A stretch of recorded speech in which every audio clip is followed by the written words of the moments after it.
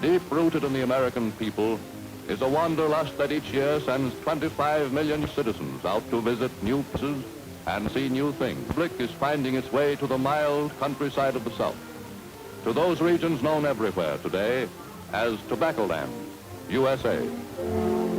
In the heart of U.S. Tobaccoland is the up-and-coming city of Durham, North Carolina, located in a section of the country which has made important contributions to the nation's cultural and economic life. Not far from Durham is the town of Chapel Hill, home of the University of North Carolina. The oldest of all existing state universities, it opened its doors in 1795.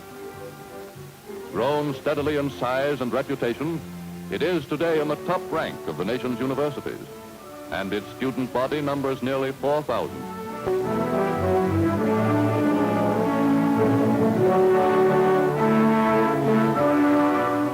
On the outskirts of the city of Durham is famed Duke University, which took its name from one of the South's most famous families. Today, Duke University has resources worth more than $65 million, largely through gifts of the late Washington Duke, his heirs, and other members of the Duke family. From all over the world come young men and women to enroll in its undergraduate colleges and to work in its graduate schools of arts and sciences.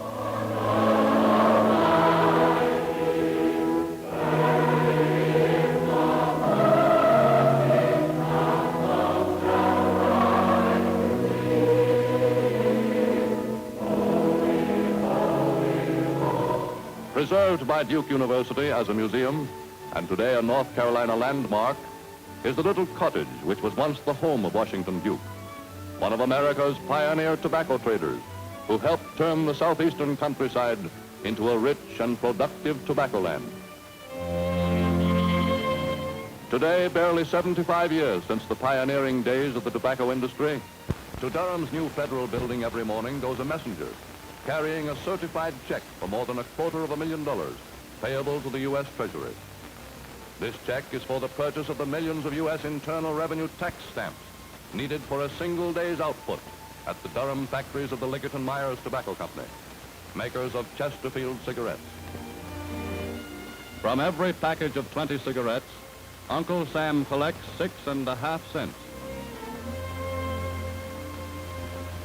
At Durham alone, the Chesterfield factories cover an area of over 150 acres.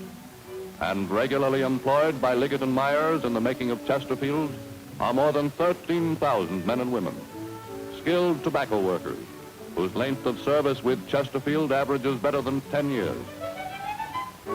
Every visitor to Tobaccoland finds a tour through the Chesterfield factories a memorable adventure. For the average U.S. citizen knows little about this great American industry, which has grown great by providing pleasure for millions. To supply the ever-increasing demand for Chesterfield, each 24 hours sees millions of cartons of cigarettes leaving Chesterfield plants in Durham, Richmond, Virginia, and San Francisco, found for every U.S. city and town, and for distribution centers in more than 90 foreign countries. To preserve the freshness of Chesterfields under every condition of climate in any part of the world, each package is wrapped scientifically in DuPont's number 300 moisture-proof cellophane. Though Chesterfields must come off the production line at high speed, each packaging machine does its job with the care and precision of a skilled craftsman.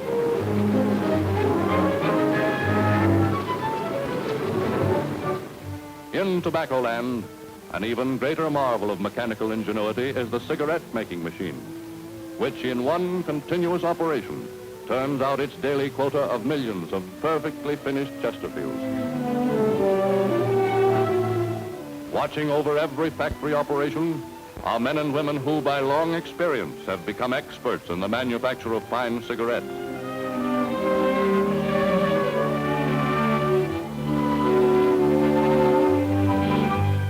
Even older in point of service than most of its other employees are Chesterfield's top-flight tobacco buyers. All of these men have grown up in the tobacco industry, and in long years of apprenticeship have gained what every Chesterfield buyer must have: a thorough knowledge of tobacco markets and an instinctive eye for good tobacco. Chesterfield buyers regularly cover every market where good cigarette tobacco is bought and sold, not only in the U.S., but in the big markets of far-off Turkey and Greece. Most domestic tobacco is bought by a system unique in modern industry. In the fall, farmers bring their tobacco crop to one of several warehouses in centers like Durham, where the leaf is sold at public auction.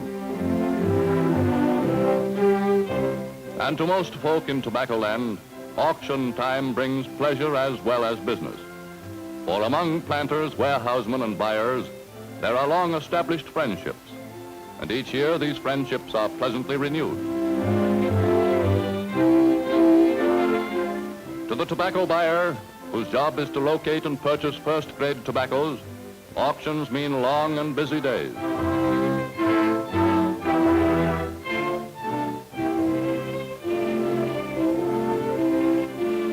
Throughout Tobaccoland at auction time, on every warehouse floor stand hundreds of tons of leaf, ranging in quality through scores of grades. The auctioneer must see everything, for in Tobaccoland, auction bids are most often made not by voice, but by a wink of the eye or the flick of a finger. Working at high speed, bidding in competition with other buyers from all over the world, the Chesterfield buyer's judgment is watched with interest and respect at every auction in Tobaccoland. For the decisions of Chesterfield men are instantaneous and exact, and no tobacco company in the world buys finer leaf than that bought by Chesterfield.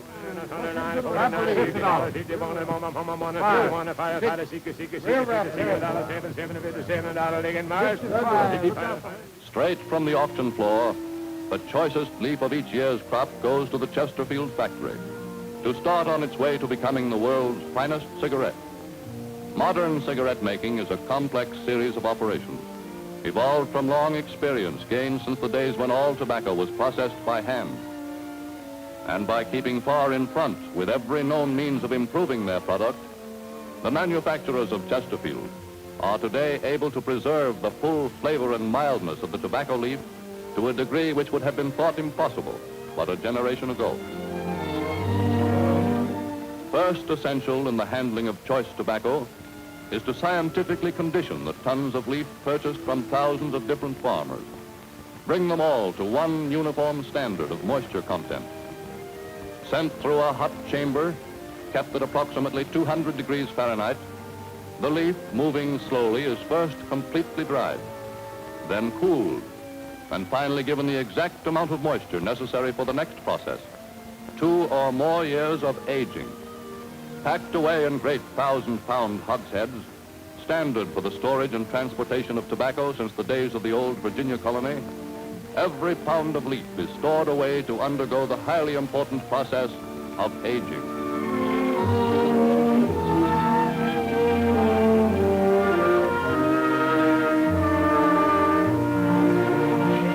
For aging its tobaccos, Chesterfield maintains vast modern warehouses, sheltered from the rain, but open to the air on all sides. All tobacco men agree that aging and only aging can fully develop mild, good-tasting cigarette tobacco. No way has ever been found of duplicating the natural processes which take place in tobacco leaf, allowed to age from 2 to 4 years, in warehouses whose natural ventilation is carefully controlled. The Liggett & Myers Tobacco Company has more than $130 million tied up in aging tobacco. Fragrant burley from Kentucky, the tasty Maryland leaf, and the mild and full-flavored Southern Bright, the 3 famous domestic tobaccos which Chesterfield has found to be essential for fine cigarettes. These hundreds of millions of pounds of choice tobacco have come from thousands of farms throughout U.S. Tobaccoland. But for tobacco farmers whose patience and hard work have produced them, a new cycle has already begun, with plans for a new sowing and a new harvest. The responsibilities of last year's crop are over. The responsibilities of next year will soon begin.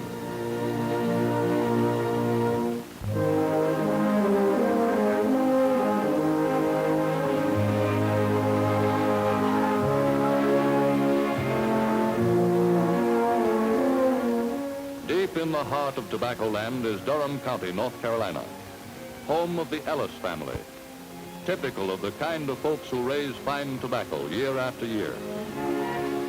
More than 200 Ellises live in Durham County, so many that they have their own church, the Ellis Chapel. The Ellises have lived in Durham County for generations, longer than any of the family can remember. People often say that Buren Ellis built the chapel, but all the Ellises chipped in to help. The Reverend Millard Dunn is the preacher. He leads them in a simple and devout service, and they sing the old-fashioned hymns which everyone enjoys. None of the family would miss church for anything.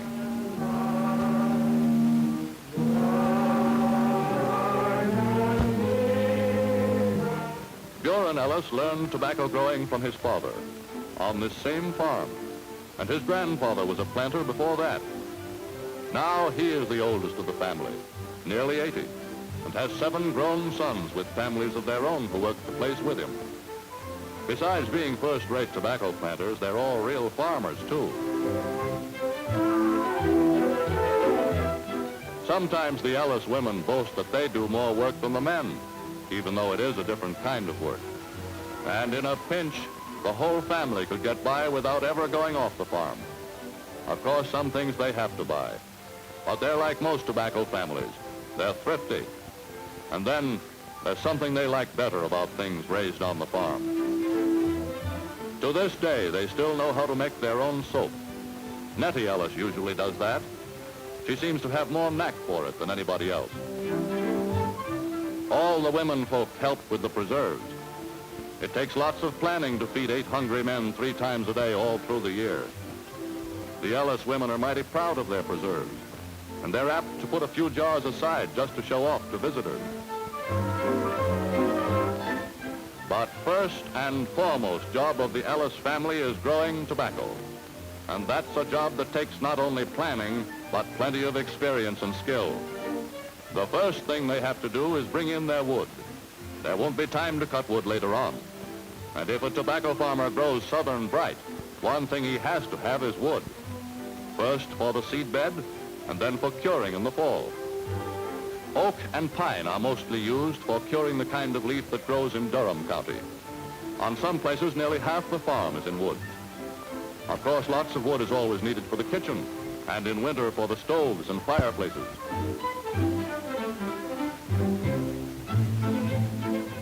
Just before the frost is out of the ground is the time a tobacco farmer starts his seed bed. And that's the first thing he needs his wood for, because after he breaks the ground, it has got to be burned over to kill the weeds and sterilize the soil. And besides, wood ash helps the seeds to grow.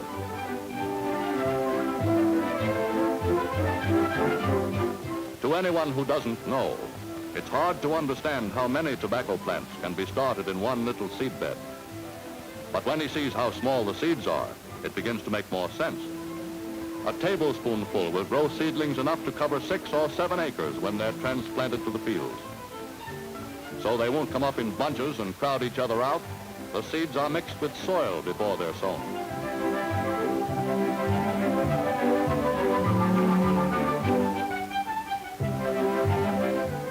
This time of year, the seed bed's the most important plot of land that any farmer has, and he takes all kinds of pains with it. One thing about tobacco, it takes pampering from the day the seeds are in the ground. To protect it from cold night air and frost, it has to be kept covered while it's young. Most farmers plant 2 or 3 seed beds in the spring, just to be sure to have plenty of healthy plants. The first week in March is the time to start plowing in Durham County. There's more land on the place now than when Buren Ellis and his father farmed it all alone. 261 acres. A lot as tobacco farms go, and all paid for, too. By apple blossom time, the year's work is pretty well underway. Tobacco farmers like the early springtime the best of all the seasons. The weather's almost always fine then, and the real hard work hasn't yet begun. Buren Ellis says tobacco growing's changed a lot in his time. The U.S. Department of Agriculture and the state agricultural colleges that make a study of tobacco are bound to find out things that farmers never knew before. Take fertilizer, for instance. Tobacco takes more out of the soil than almost any other crop. And to grow good tobacco, the soil has to be built up again every year, refortified with the right kind of minerals. The Ellises put nearly 800 pounds of fertilizer on every acre they plant. It costs them $32 a ton, but they know from long experience that it's a good investment.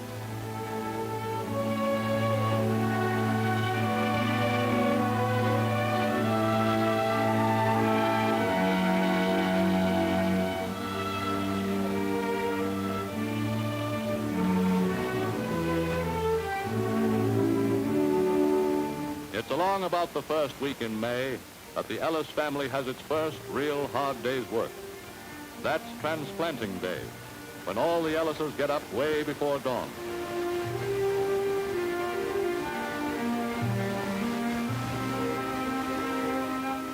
Most people don't realize how much work goes on in a season of tobacco farming. They say tobacco just can't have too much care, and long hours on the job is the only sure way to raise a first-rate crop.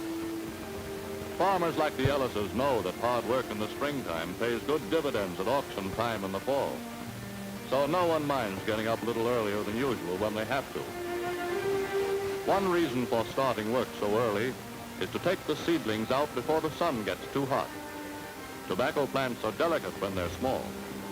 When it's ready to transplant, a seedling will come about 6 inches high, only 3 or 4 little leaves, and hardly bigger than a radish plant. It's surprising how tall they'll get by August.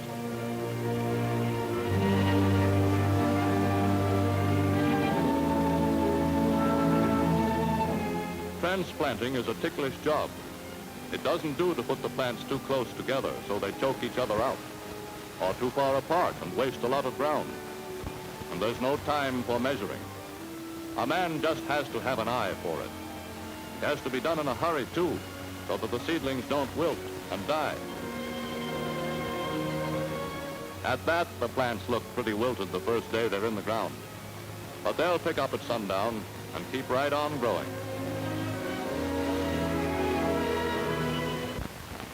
By August, the plants are nearly 5 feet high.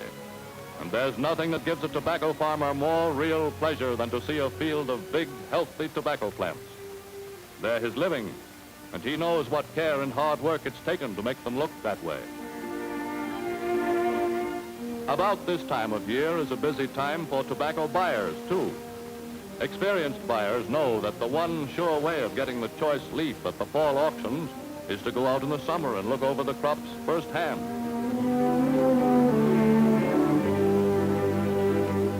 Year after year, Chesterfield's buyers know just about where the best crops are to be found in every state in Tobaccoland. And there's plenty of tobacco to be seen. Maryland tobacco, and burley from Kentucky, Tennessee, and as far west as Ohio and Missouri. And the southern bright that grows in Virginia and the Carolinas, and as far south as Georgia and Florida. They almost always catch the Ellis boys just about at topping time, when they're breaking off the tops to keep the plants from going to seed. The Ellises are old friends of Chesterfield's buyers, Bob Johnson, Herm Mills, Lyman Wilkins, and the others. They've been doing business together at auctions as long as any of them can remember. One of the things the Ellises are proudest of is how much of their finest tobacco is bought by Chesterfield every fall. The Ellises are always happy to show off their crops to people who know good tobacco when they see it. Just about this same time is when the Ellis family has its yearly barbecue. The whole family has worked on it for days, fixing up the roasting pits, making hot stuff, the pepper sauce for seasoning, and a favorite dish always is Brunswick stew. Chicken all mixed up with tomatoes, sweet corn, and fresh butter beans. Of course, at every barbecue in Tobaccoland, pork is the big dish on the bill of fare. And the Ellises seem to have a way of fixing it that makes it extra good.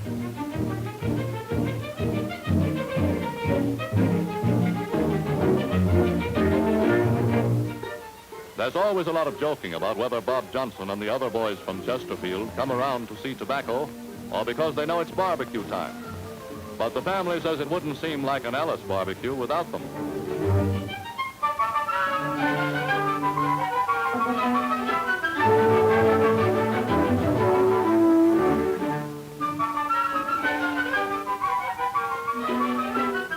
For years, the Ellis barbecue has been the biggest summertime affair in almost all Durham County. Everyone eats too much, but they all have a lot of fun, even though they know the crops are almost ready to harvest and cure, and that there are long, hard weeks of work ahead.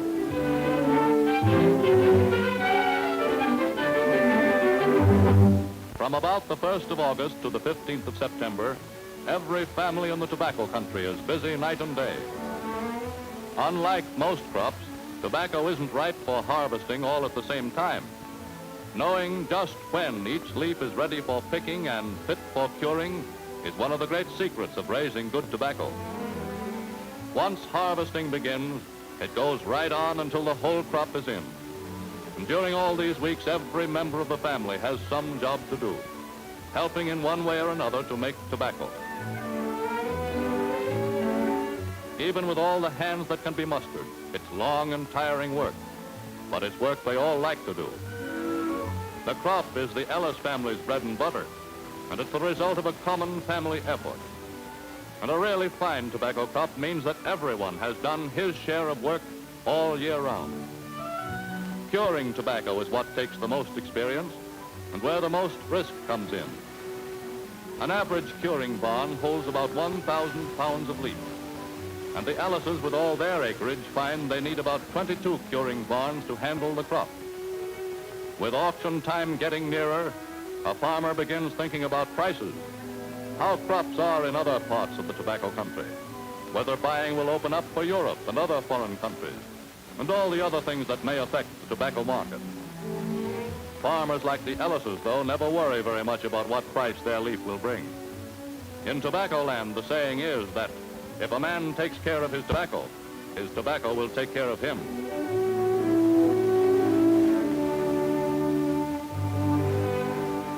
Southern bright tobacco, the kind the Ellis family grows, is cured with heat. Flue cured, they call it. The ovens in the curing barns are connected with sheet iron flues, which carry heat to every corner of the barn. Once the fires are lighted, it's a long time before anyone in the family gets back to regular hours. It takes nearly 4 full days and nights to cure a single barn full of tobacco. And to keep all the fires going all day and all night is a great big job. The inside temperature has got to be just right every minute, which means someone always has to be on watch. And in spite of all the crops the Ellis boys have raised, their father still likes to keep an eye on everything that goes on at curing time.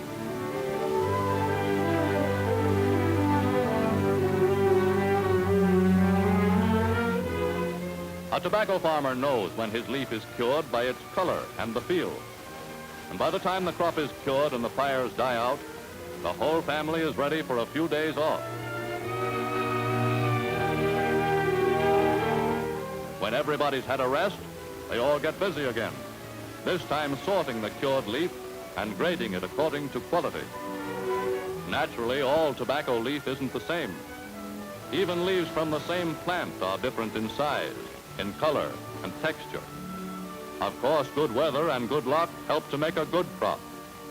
But experience and all year-round hard work is what makes a high percentage of real grade A tobacco. The Ellis family are proud of their reputation as growers of the very best tobacco.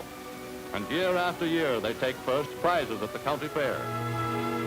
The judges say that no finer leaf is grown anywhere.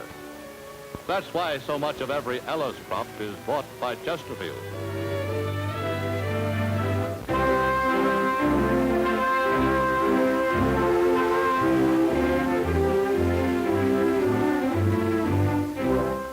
Every day from Chesterfield's huge Durham warehouses, where they have been aging for 2 to 4 years, hundreds of hogsheads of tobacco are moved onto the production line, each with its pedigree, showing clearly the year of harvest and the locality where the tobacco was grown. For this leaf has come not only from the land of Buren Ellis, but from hundreds of farms spread all over Tobaccoland. Each leaf brings with it the characteristic flavor and texture of the district in which it grew.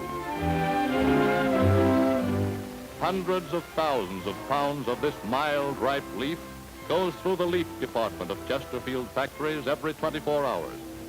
And here begins the famed Chesterfield blending process, mixing the leaf which has come from all over Tobaccoland into Chesterfield's right combination. From this first blending, known as making strip, the tobacco passes through a steam-filled conditioning chamber to restore to the leaves the proper amount of moisture, all important in the preparation of fine cigarette tobacco. Dropping automatically to the floor below, the leaf is now ready for another important process, stemming.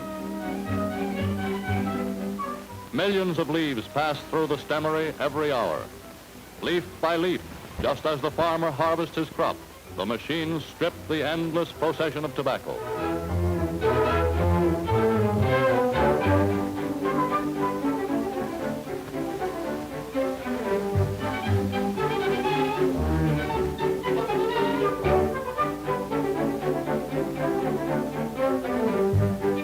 Ahead of this leaf is one more conditioning, in which moisture content is checked before it is sent away for another and final period of aging.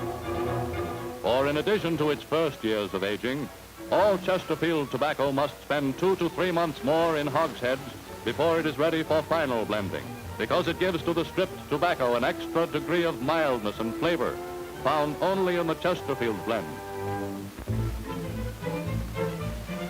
Another important ingredient of Chesterfield's, Turkish tobacco, comes from the eastern shores of Europe's Mediterranean Sea. Each year, millions of pounds of Turkish tobacco is imported by the Liggett & Myers Tobacco Company. Europeans and Americans first learned of cigarettes from the Turks. The story goes that the custom of smoking cigarettes was introduced by British Army officers, who brought them home with them after the Crimean War. Chesterfield's Turkish tobacco is stored in bonded warehouses under the supervision of the U.S. Customs Service. And on each pound it withdraws from bond, Chesterfield pays 30 cents import duty to the Federal Treasury. Because the Turkish leaf is smaller and more delicate than domestic tobacco, it must be conditioned and handled with special care. More than a dozen types of fine Turkish tobaccos, each with a good characteristic all its own, are blended into the exact requirements of the Chesterfield formula. And as important in the Chesterfield formula as Turkish and Southern bright tobaccos are the tobaccos grown in Maryland and Kentucky, and each has been separately blended and cross-blended, made ready for the final blending of all the different types of tobacco which, in the right combination, go into Chesterfield. For the greatest difference between Chesterfields and other cigarettes is in the quality of Chesterfield tobacco and the way in which that tobacco is blended. Next step in the making of cigarettes is the shredding of the blended tobacco leaves by a battery of high-speed rotary cutting machines.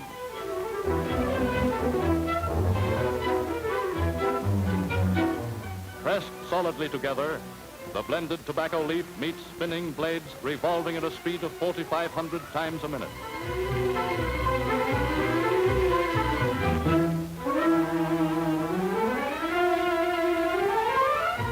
And when it emerges, tobacco grown in Turkey and tobacco grown by Buren Ellis and thousands of other farmers in Tobaccoland, USA, meet in one single, mild and fragrant blend. This blend, the Liggett & Myers Tobacco Company believes, gives Chesterfield its reputation as the one cigarette with that right combination of tobaccos that is cooler smoking, better tasting, and definitely milder.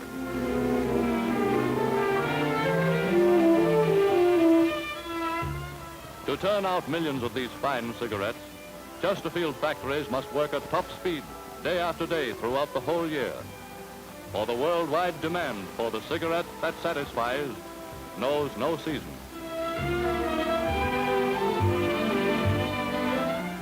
But to the Ellises and to other folks in Tobaccoland, The end of the tobacco growing season is a time for relaxation, and they all look forward to it as the nicest time of the year. When the children's friends from college get back for the holidays, they drop in to visit as often as they can. It's about the only time of the year when they can all get together, and it's pleasure time at home. It's the time for football, too, when everyone throughout the whole country is looking forward to some of the season's biggest games, like the annual Duke, North Carolina game. Almost every family in Tobaccoland has a youngster of college age, and they're pretty evenly divided in their allegiance to one college or another. And before every big game, there is always a midnight rally.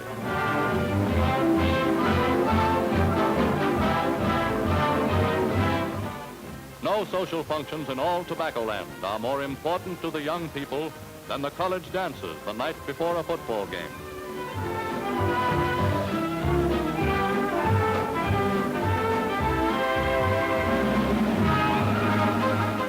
Every year, 50,000 people from every part of the U.S. gather for Tobaccoland's Game of Games. In Tobaccoland, where the tradition of tobacco is almost a culture and a way of life, more smokers all the time are turning, by choice, to Chesterfield.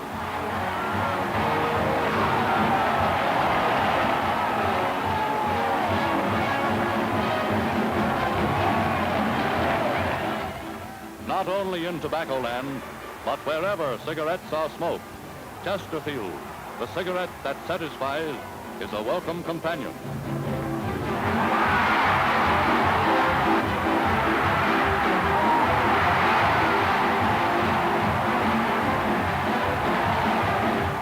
For today, more than ever, Chesterfields are giving real smoking pleasure to men and women in every walk of life and in every corner of the world. Make your next pack Chesterfield. You can't buy a better cigarette.